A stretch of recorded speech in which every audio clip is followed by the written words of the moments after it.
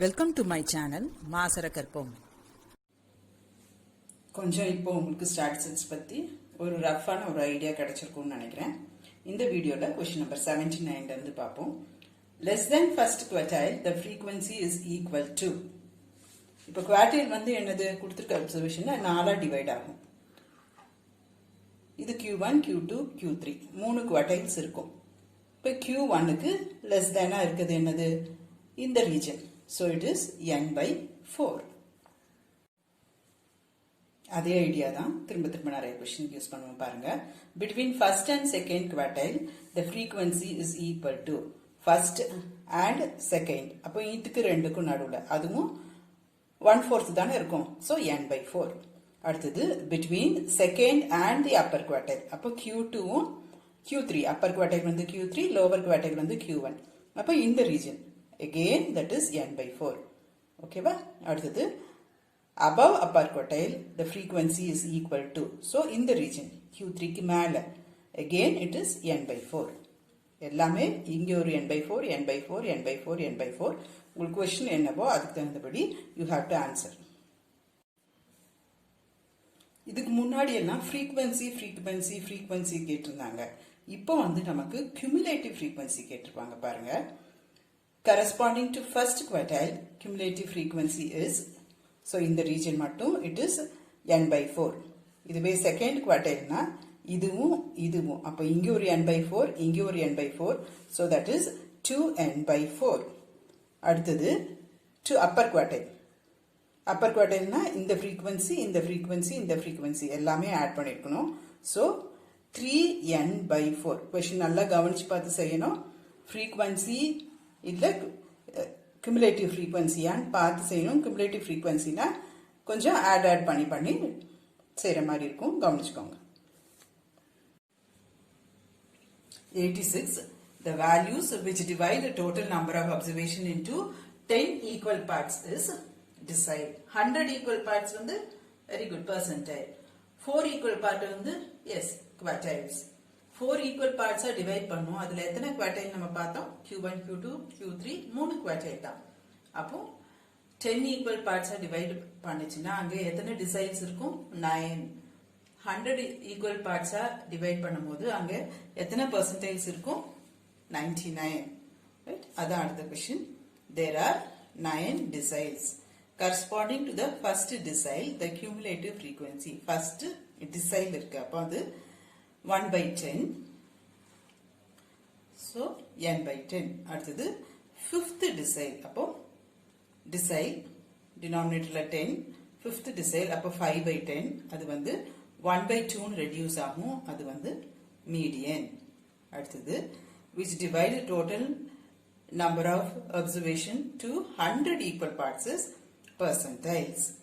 Corresponding to the second decile. அப்போ 2 by 10. எங்க 2 by 10 இருக்கு? right. Option B. There are 99 percentile. 10th percentile என்ன எழுதுவோம்? 10 by 100 that is equal to 1 by 10. so அப்ப அது வந்து first decile. அடுத்தது 50th percentile is median. 20th percentile is 20 by 100, that is 2 by 10. So second decile. Third quartile minus first quartile by 2 is quartile deviation. Quartile deviation oda formula adu Q3 minus Q1 by 2. First percentile is less than second percentile. Yes, true.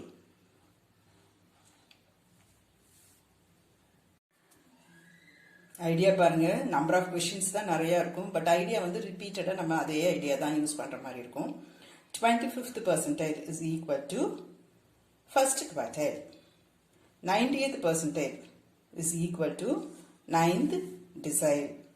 அங்க 90 by 100 போடுவோம். You can cut this and this, so it is 9th decile. அடுத்தது first decile is lesser than வரணும், அங்க greater than கொடுத்திருக்காங்க, so it is false. Quartile deviation is the measure of dispersion தான். Right? Measure of dispersion ல ரெண்டு type இருக்கு. ஒன்னு absolute, இன்னொன்னு relative. Absolute வந்து range, standard deviation, mean deviation, quartile deviation. Coefficient of range, coefficient of variation, coefficient of mean deviation, coefficient of quartile deviation எல்லாமே relative measures. தெரிஞ்சுக்கோங்க. இந்த ஐடியாலையும் 1 mark question பின்னாடி வரும். To define quartile deviation, we use lower and upper quartile. ஏன்னா formula என்னது Q3 minus Q1 by 2. அடுத்தது calculation of quartile decile percentile may be defined graphically from ogive curve. நான் தனியா ஒரு video ogive frequency polygon histogram போட்டிருப்பேன். அது கொஞ்சம் பார்த்துக்கோங்க. அதே ஐடியா தான். 7th decile is 7n by 10. Rank of median is n plus 1 by 2. அடுத்தது rank of first quartile is n plus 1 by 4. Rank of third quartile is 3n plus 1 by 4. Rank of kth decile is k divided by 10 into n plus 1. Rank of kth percentile. Percentile அப்ப என்ன வரும்? By 100. அங்க என்ன கேட்டிருக்காங்களோ that by 100 into n plus 1. So k into n plus 1 by 100. Dash is equal to the value corresponding to the cumulative frequency n plus 1 by 2 from simple frequency distribution. என்னது n plus 1 by 2? Median. அடுத்தது dash is equal to the value corresponding to the cumulative frequency n plus 1 by 4 is first quartile. Divided by 4 இருக்கு quartile. Dash is equal to the value of the cumulative frequency 3 into n plus 1 by 4 அப்போ third quartile. Next k into n plus 1 by 10 அப்போ kth decile divided by 10 தானே decile. அடுத்தது k into n plus 1 by 100 அப்போ kth percentile. அடுத்தது for grouped frequency dash is equal to the value corresponding to the frequency n by 2 is median. For grouped frequency first quartile is n by 4.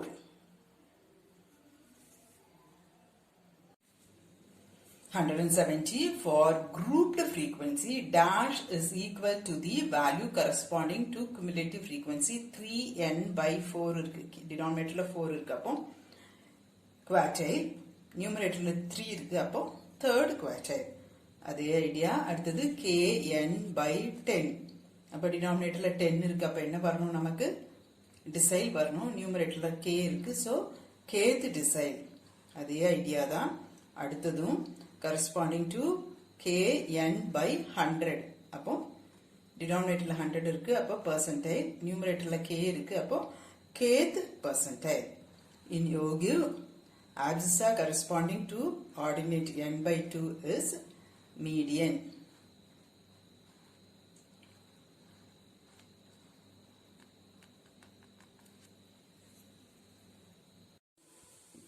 Next, corresponding to n by 4.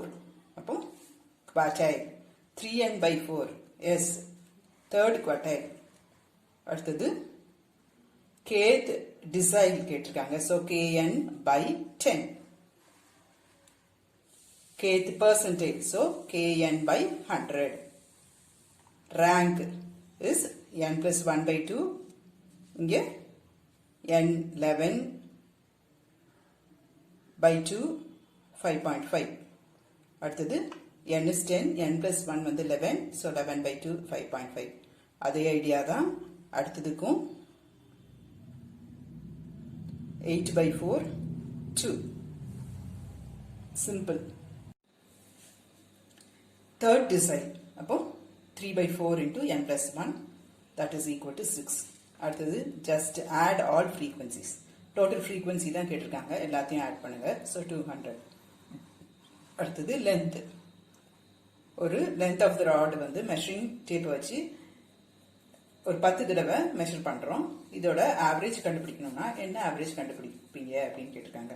அப்படின்னா என்ன, சும்மா ஒரு ரா data கொடுத்துருக்காங்க, அதை நம்ம average கண்டுபிடிக்கணும். So simple arithmetic மீன் தான் கண்டுபிடிக்கணும்.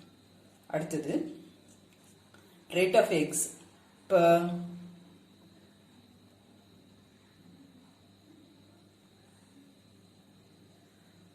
rupees, average of number of eggs per rupees. அப்போ என்ன சொல்லியிருக்கேன், kilometer per hour, rupees per hour. is very good. harmonic mean கண்டுபிடிக்கும்.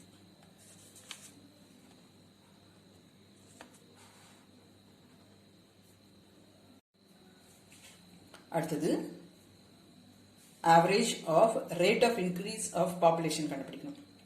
rate of increase of population, profit அப்படியெல்லாம் இருந்ததுன்னா geometric mean கண்டுபிடிக்கணும். Dash is least affected by sampling, fluctuation, standard deviation. Root mean square deviation from mean. Standard deviation இன்னொரு பேர் தான் root mean square deviation. கொஞ்சம் உங்களுக்கு அதுல ஃபார்முலால இருந்து ஐடியா கிடைக்கும். root of squaring deviation from mean. இது mean தானே, right? So standard deviation. Standard deviation is absolute measure. relative measure என்ன நான் எழுதியிருக்கேன், ஏற்கனவே ஒரு கொஸ்டின் சொல்லியிருக்கேன், கொஞ்சம் இப்போ நல்லா ஞாபகம் இருக்கும்னு நினைக்கிறேன். கோஎஃபிஷியன்ட் ஆஃப் வேரியேஷன் வந்து எல்லாமே கோஎஃபிஷியன்ட் வருது எல்லாமே relative measure.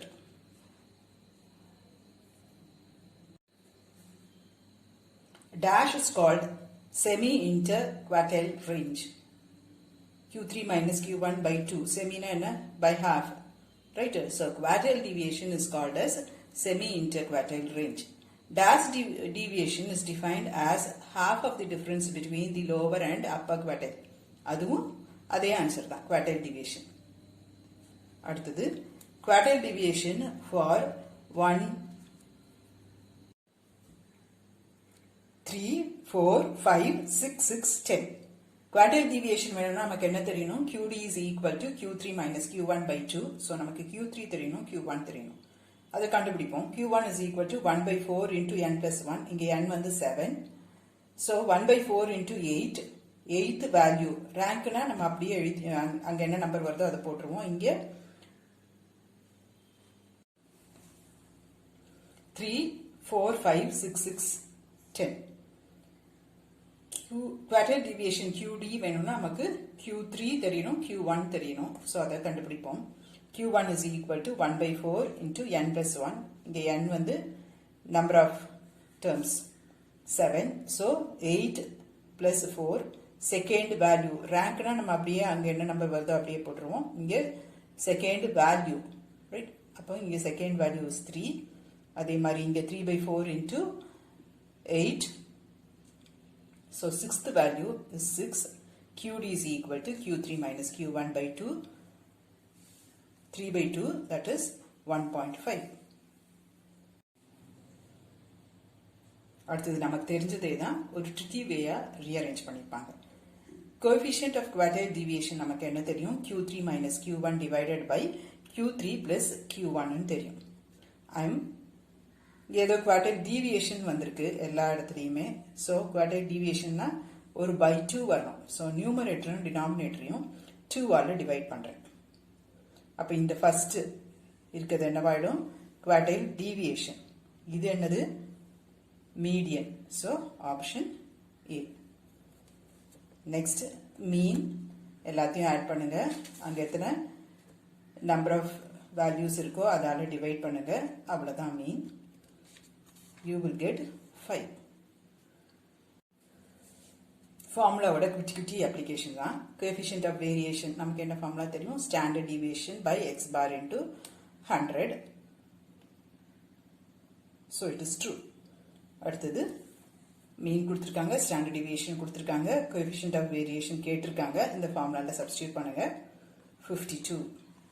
அடுத்தது மீடியன் கொடுத்துருக்காங்க, குவார்டைல் டீவியேஷன் கொடுத்துருக்காங்க, கோஎஃபிஷியன்ட் ஆஃப் குவார்டைல் டீவியேஷன் கேட்டிருக்காங்க. நம்ம இப்போ ஒரு கொஸ்டின் பார்த்தோம்ல 139, அதோட idea. So quartile deviation divided by median, you will get 30 into 100 இருக்கு அதனால 30. அடுத்தது arithmetic mean எல்லாத்தையும் add பண்ணி divided by 7, you will get 4. Most useful among measures of dispersion is standard deviation. இதுவே measures of central tendency இருந்ததுன்னா mean. range னா என்னது large minus small, so இங்க 10 minus 1 is 9.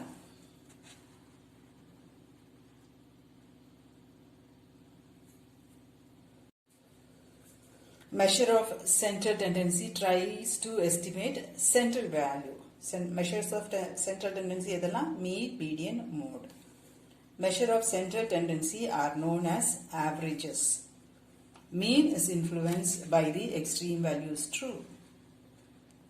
Median தான் not influenced.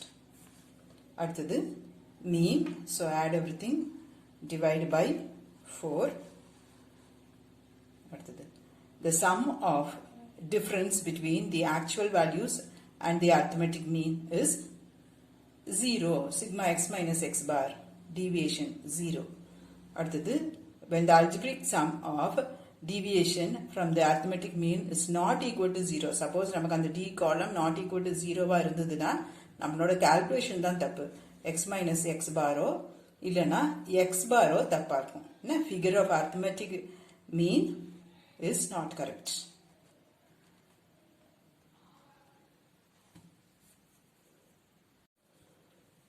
In this problem, assumed mean எதை எடுத்துப்பீங்கன்னு கேட்டிருக்காங்க. அப்புறம் அதுக்கு முன்னாடி வந்து நான் அதை கண்டினியூஸா மாத்திருக்கேன். அப்புறமா மிட்எக்ஸ் பார்த்திருக்கேன். assumed mean வந்து 37. ஓகே, அதே ஐடியா தான். அடுத்தது assumed mean is 11.5. அடுத்தது average series of overlapping series. நம்ம எங்க இது பண்ணுவோம்? overlapping series 3 early moving average, 4 early moving average, 5 early moving average. ஞாபகம் இருக்கா? அதுதான் moving averages. அதுதான் overlap ஆகி டோட்டல் வரும். ஞாபகம் இருக்கா? அடுத்தது dash averages is used for smoothing time series moving average.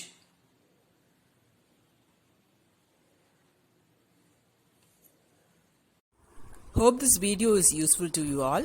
Do like, share, comment and subscribe so that you can track and crack. Thank you. அடுத்தது pooled mean is called as grouped mean. Pooled நாலே you group something. அடுத்தது half of the number in an ordered set have values less than. ஏற்கனவே நிறைய இடத்துல செஞ்சிட்டோம். நிறைய question இந்த மாதிரி 4 தடவையாவது ரிப்பீட் ஆயிருக்கும். மீடியன் ascending orderல அரேஞ்ச் பண்ணுங்க. middle most, so 37. even number median வந்து average of 2. நடுவுல இருக்க ரெண்டையும் ஆட் பண்ணி divided by 2. அடுத்தது continuous frequency median lies in n by 2.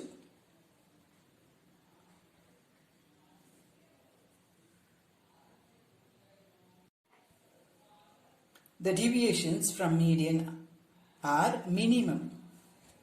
அடுத்தது 9th decile is 9n by 10. 99th percentage, 99 divided by 100 into n. Dash is the value of the variable at which the concentration of the observation is densest. நிறைய இருக்கு. நம்ம வந்து ஒரு x f construct பண்ணுவோம்ல, அதுல f வந்து densest அப்படின்னா என்னது? f வந்து அதிகமா இருக்கும். அந்த அதிகமா இருக்க f க்கு நேரா உள்ள x வந்து என்னது? yes, correct, mode.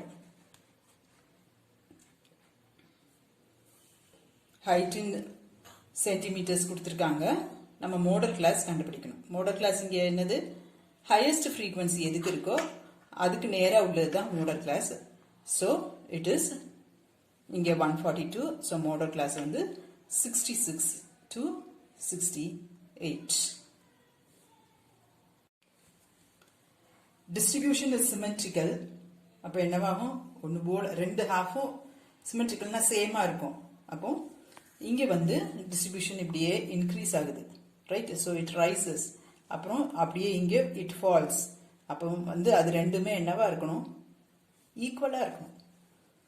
அப்போ தான் அது சிமெட்ரிக்கல்.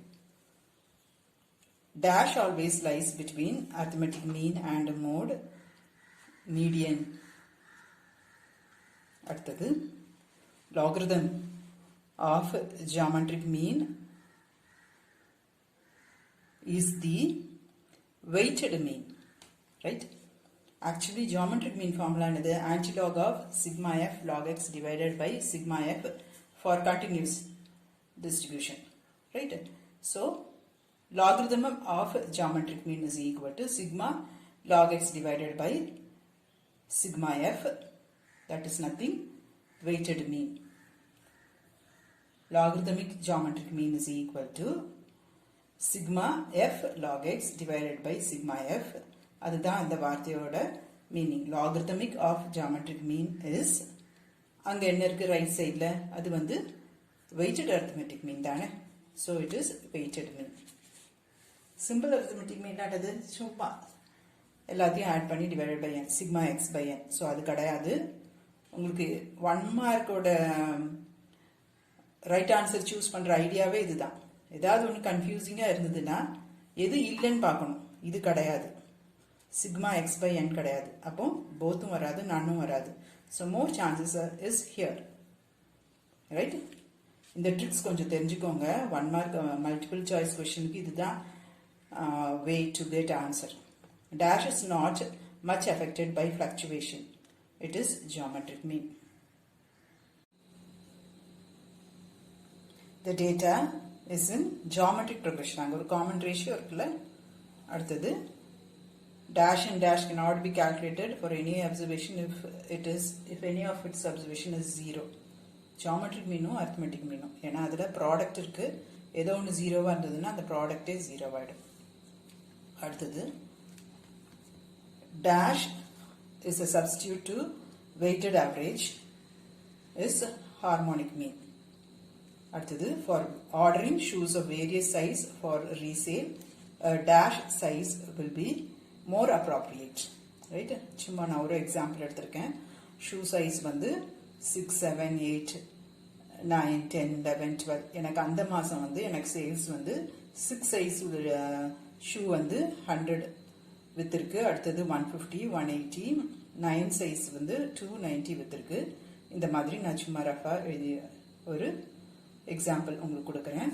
இப்போ நான் வந்து திரும்ப எனக்கு ஆர்டர் போட்டுக்கணும்னா நான் எதை ஆர்டர் பண்ணுவேன்? எனக்கு இதுதான் நிறைய வித்திருக்கு, ரைட்டு? ஸோ மோடல் எதுக்கு நிறையா இருக்கோ இது மோடு தானே நமக்கு. அப்போ மாடல் சைஸ் தான் நான் வந்து திரும்ப ஆர்டர் பண்ணுறது அப்ராப்ரியேட்டாக இருக்கும். Dash is called positional measure. Median. அடுத்தது 50% of the actual value or below and 50% of the actual value will be above for median. இந்த ஐடியா நிறைய கொஸ்டின் ஆன்சர் பண்ணிட்டோம். ஸோ இது நல்லா உங்களுக்கு இப்போ தெரியும்னு நினைக்கிறேன். Extreme values have no effect on mode.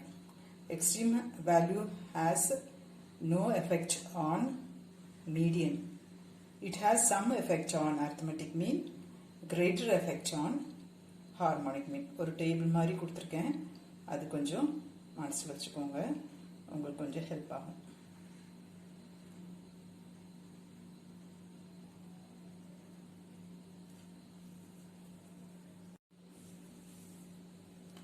Dash is used when the distribution is asymmetric. Mean. Most frequently occurring value வந்து mode. அடுத்தது rate of growth or decline வேணும் அப்படின்னா நம்ம என்ன கண்டுபிடிக்கணும்? geometric mean. அடுத்தது open-end classக்கு வந்து you can find median. Cumulative frequency distribution is used for ரெண்டும் தான், மீடியனும் மோடும் தான், ரைட்? இந்த ஐடியா நம்ம ஏற்கனவே போன செட் 1 to 79 கொஸ்டின்லையும் இது இருக்கும்.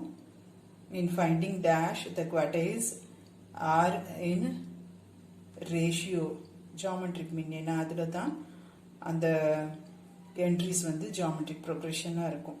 ஜியாமெட்ரிக் ப்ரோக்ரெஷனுக்கும் ரேஷியோவுக்கும் தான் உங்களுக்கு ஏதோ ஒரு கனெக்ஷன் உண்டு. Dash is used when the variability has also been calculated arithmetic mean x minus x bar d. Dash is used when the sum of absolute deviation from the average should be least அப்படின்னா median. இதுவே from the mean na sum of absolute deviation from the mean is 0. அடுத்தது dash is used when the sampling variability na என்னது x minus x bar is least, mean is used.